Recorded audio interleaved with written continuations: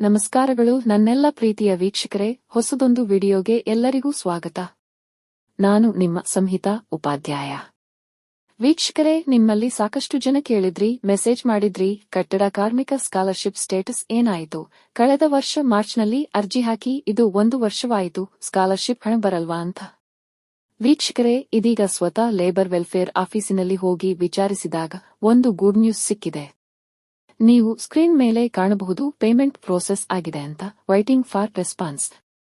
ಅಂದ್ರೆ ನಿಮ್ಮ ಅರ್ಜಿಯನ್ನು ಒಮ್ಮೆ ಚೆಕ್ ಮಾಡಿ ನೋಡಿ. ಈ ರೀತಿ ಪೇಮೆಂಟ್ ಪ್ರೋಸೆಸ್ ಅಂತ ಬರ್ತಿದ್ರೆ ಅದರರ್ಥ ಇನ್ನು ಕೆಲವು ದಿನಗಳಲ್ಲಿ ನಿಮ್ಮ ಸ್ಕಾಲರ್ಶಿಪ್ ಹಣವು ನಿಮ್ಮ ಖಾತೆಗೆ ಜಮೆಯಾಗುವುದು.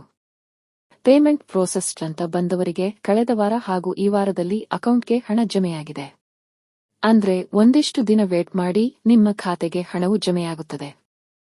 ಜೊತೆಗೆ ಮುಖ್ಯವಾದ ಅಪ್ಡೇಟ್, ಲೇಬರ್ ವೆಲ್ಫೇರ್ ಡಿಪಾರ್ಟ್ಮೆಂಟ್ನಿಂದ ಸಿಕ್ಕಿದ ಮಾಹಿತಿಗಳ ಪ್ರಕಾರ ಬರೀ ಕಟ್ಟಡ ಕಾರ್ಮಿಕರಲ್ಲದೆ ಅಂಗಡಿಯವರು, ಡ್ರೈವರ್ಗಳು, ಟೈಲರ್ಗಳು ಹಾಗೂ ಇನ್ನಿತರೆ ಕಟ್ಟಡ ಕಾರ್ಮಿಕ ವಲಯಕ್ಕೆ ಬರದಂತಹ ಅನೇಕರು ಫೇಕ್ ಲೇಬರ್ ಕಾರ್ಡುಗಳನ್ನು ಮಾಡಿದ್ದರು.